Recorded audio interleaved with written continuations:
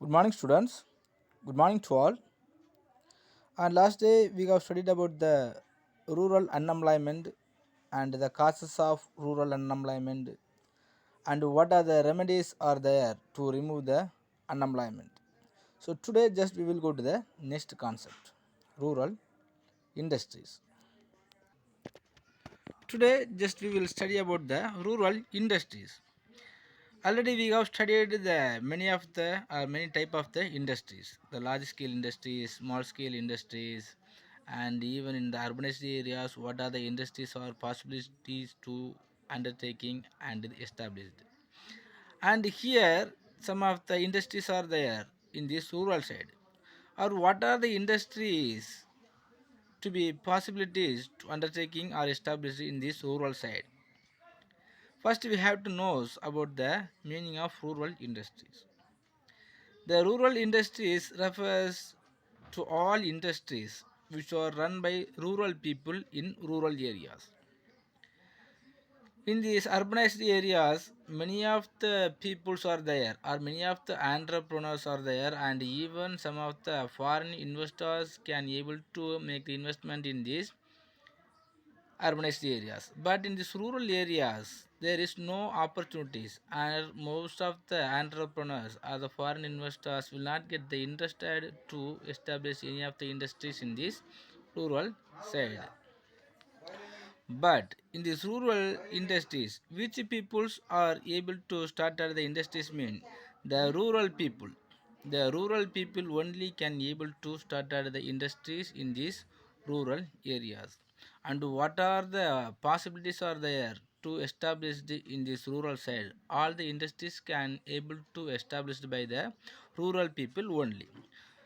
Mostly rural side peoples depending upon the agricultural.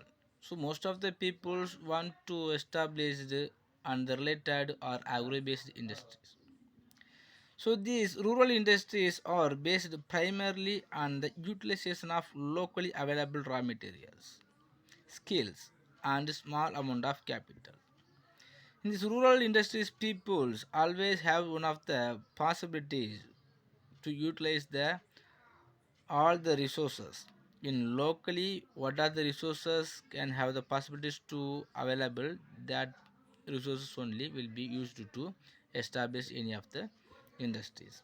And these persons and these entrepreneurs also will not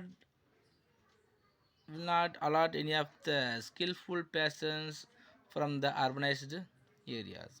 In these rural areas itself, what are the skillful persons are there, that persons only will be allotted by these industries. And the raw materials. So what type of the raw materials will availability to conduct the business organizations, that raw materials only will be going to use. Sometimes they will use any of the raw materials from the urbanized areas, but mostly they are using these locally availability of the raw materials. The rural industries can be broadly classified into four types. First one is the cottage industries and the village industries and the small scale industries. Next one is agro based industries. Already we have studied about the cottage industries. The cottage industries are generally associated with the agricultural and provide both part-time and full-time jobs in rural areas, because most of the cottage industries will be occupy the family members itself, or along with the family members some of the same society peoples or the friends and the street peoples will be allotted. And not only that, even the students, some of the students or some of the children are going to school or colleges, they also will be enlarged or involved in these cottage industries as a part-time job. The important characteristics of this type of industries is these industries are carried out by artisans in their own homes at their own risk and for their own benefit. Suppose when we are going to see in any of the supermarket or any of the handicraft market, all the availability commodities, so many of the artisans will use the unnecessary product as a finished product. So artisans may combine this work with another regular job. So even some of the people normally going to any of the permanent job, along with the permanent job, he will be make any of the handicraft artist commodities. Next, the little outside labor is employed. Sometimes there is no outside employers. So normally the members of the household provide the necessary labor, because in these cottage industries, if any of the family members are conducting or undertaking any of the cottage industries, so all the family members may knows about the details and some of the work of that cottage industries. So mostly the family members only will be involved in this type of industries. Next, these industries are generally hereditary and traditional in character, because as per the hierarchy method or the hereditary method or the traditional method only, this type of the industries will be followed. The little power only will be going to used. So there is no any technological, there is no machineries to conduct at this type of the industries, only for the purpose of using the little amount of the power. Next, these industries usually serve the local market and generally work on the order placed by the other industries. So normally some of the cottage industries produce the semi-finished product from the raw materials, and the semi-finished product may become as a raw material for the large scale industries. And if they are going to sell these commodities in this local market only. The example of cottage industries are mat or coir and basket making industries. The principal cottage industries of India are handloom weaving, jute, pottery, washing soap, making conch, shell, handmade paper, horn, button, mother of pearl button. So if you are going to see in nearby the tourist places, many of the cottage industries product only may be going to sold. Next, village industries. The village industries are traditional in nature and depend on local raw materials. So this is also maybe considered as a cottage industries like that. So they cater to the needs of local populations. Example of the village industries are the kansari, cane and bamboo basket, shoemaking, pottery and leather tanning. So there is no more differentiations between the cottage industries and the village industries. So in this village industries, some of the power loom method going to use, but in this cottage industries, without having the use of power, they can easily conduct these industries. Next is small scale industries. Already we have studied about the small scale industries as more. So when we are comparing to the large scale industries, nearby the 60 percentage of the gross domestic product is earned by the small scale industries only. The most small scale industries are located near urban centers. Sometimes it will in these urbanized areas also some of the small scale industries may have established.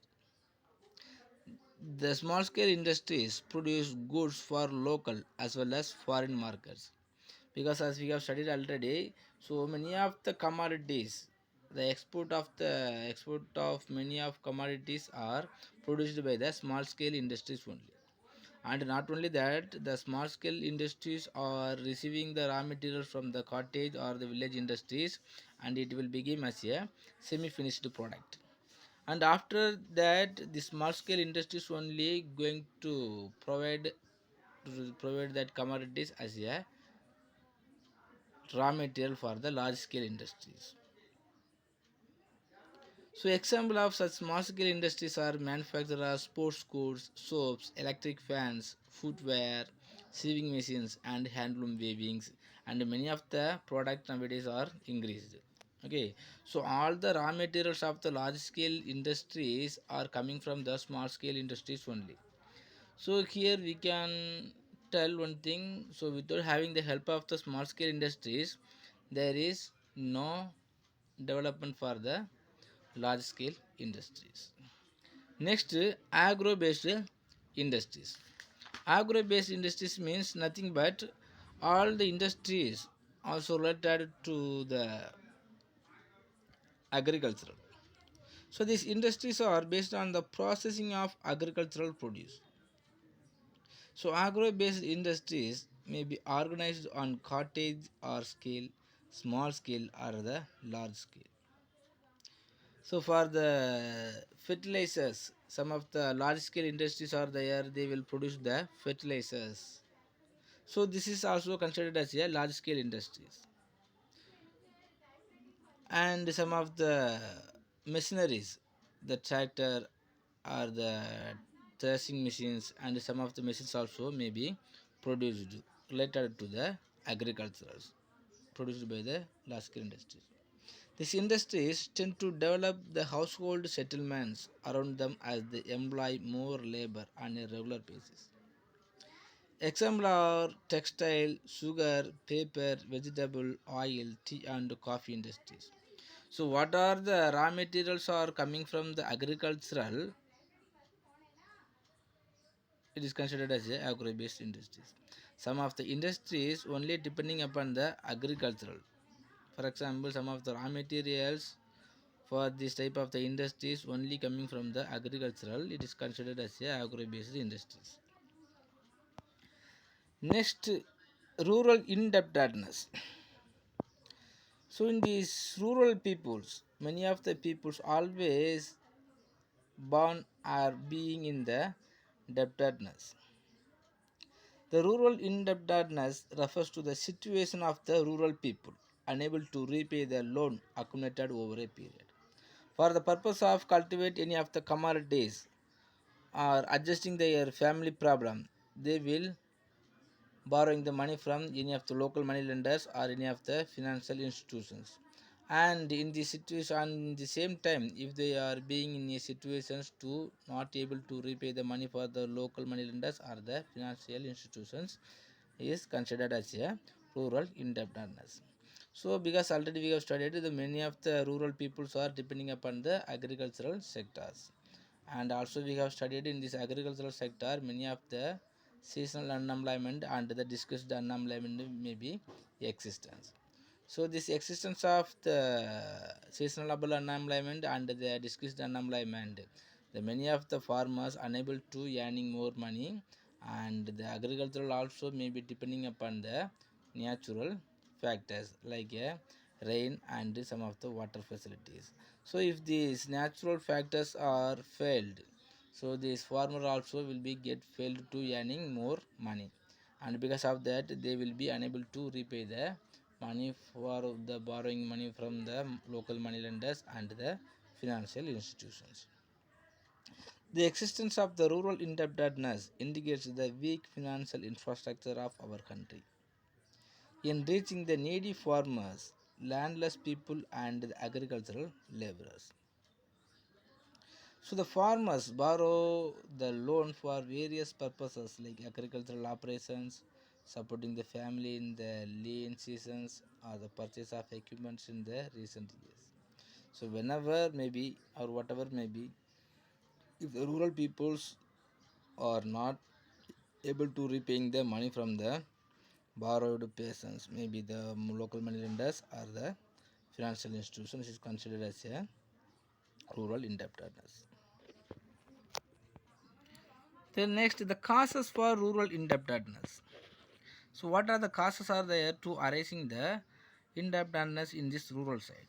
First one is the poverty of farmers. So normally the farmers always will have the permanent poverty situations because as we have told already, they are mostly depending upon the agricultural sector, and the agricultural also have to depending upon the natural factors, and always will be there the two type of the unemployment, the discussed unemployment and the seasonal unemployment in this agriculture. So the vicious circle of poverty forces the farmers to borrow for consumption, cultivations and celebrations. So when they are depending upon the agricultural, they will never have the possibilities to earning the money throughout the years. So per two time only they can get the opportunity to earning more money, and the rest of the time they will also depending upon the local money lenders or any other of the financial institutions for the purpose of cultivating or borrowing the money from the consumptions and celebrating the festivals. So thus poverty, debt and high rate of interest hold the farmers in the grip of money lenders. So normally, if they are going to, if they want to borrow the money from any of the financial institutions, that institutions always require many of the properties and many of the farms. So because of that, the farmers always approaches the local money lenders. The local money lenders also may fix the high rate of interest for their borrowing money.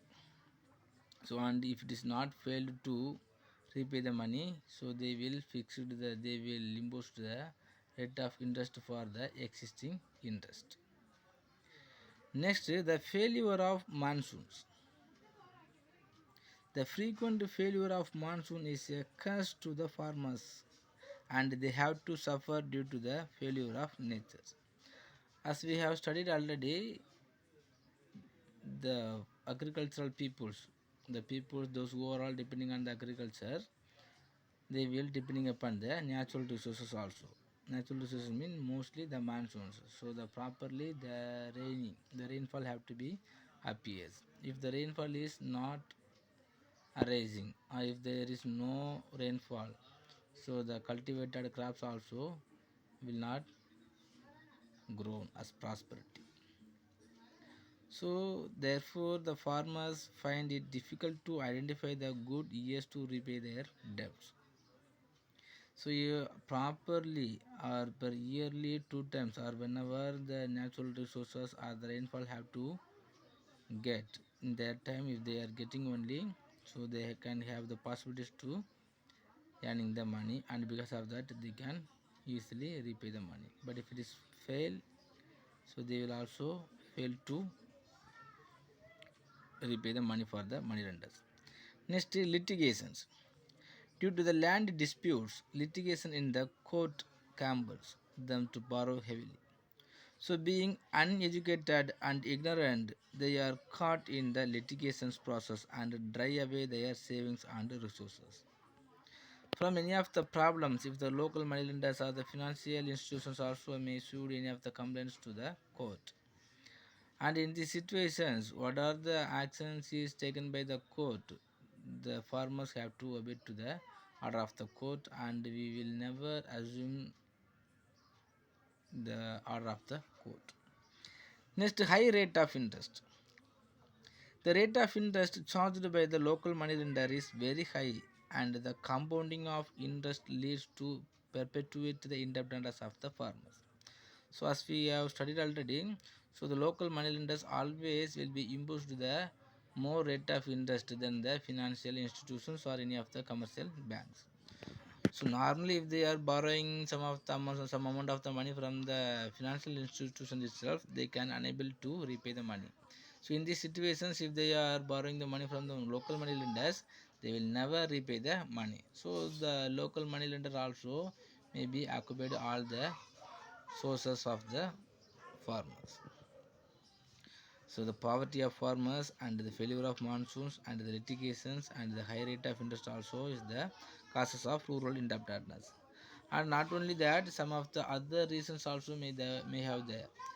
Other reasons means some of the farmers will never go to the work, and some of the farmers and some of the peoples also will be doing some of the unnecessary things like gambling and drinking the alcohol, and they will spoil their health also. And in many reasons are there. So in these many reasons also, some of the indebtedness may be arranged in these situations. And not only that, so if you are taking the features of rural indebtedness, most of the debts taken are short term and unproductive natures. Suppose on the basis of the unproductivity of the farmers also, so the rural indebtedness may be arranged. Next, measures to remove rural indebtedness. So in any way, in this rural side, the farmers also will be stayed in this indebtedness. So we have to take some of the measures to remove the rural indebtedness. So for that, several remedial measures are there. The government also taking or introduced the many measures. So it includes the regulations of money lenders. First, the government have to regulate the local money lenders to imposing the rate of interest for borrow the money or spend the money. Next, they have to arrange the development of rural banks, regional rural banks, and the microfinance for the formation of providing the financial abilities. And some of the banks, separately banks have to be used by the government. So the Mudra Bank or the Nabad Bank and the microfinancial banks are there. And along with these type of the banks, the three type of the banks are conducted or established by the government. First one is the regional rural bank. The regional rural banks came into existence based on the recommendations made by the working group on rural banks appointed by the government of India. So these regional rural banks confine their lendings only to the weaker sections, and their lending rates are at par with the prevailing rate of the cooperative societies. Next, microfinance. The microfinance, also known as microcredit facilities. So many of the farmers will be in need of the short-term finance facilities. So only the microfinance institutions are established by the government. These microfinance financial institutions may provide the financial assistance for their farmers within the short period. Within the 6 months itself, they have to repay the money. Next, the self-help groups. Already we have studied the self-help group is the informal voluntary association of the people from the similar socio-economic background. Some of the farmer itself they can made one of the organizations to collecting some amount of the money, and they can use that amount of money for the purpose of using their development itself. Okay student, I think it's enough. If you have any doubt, please ask me.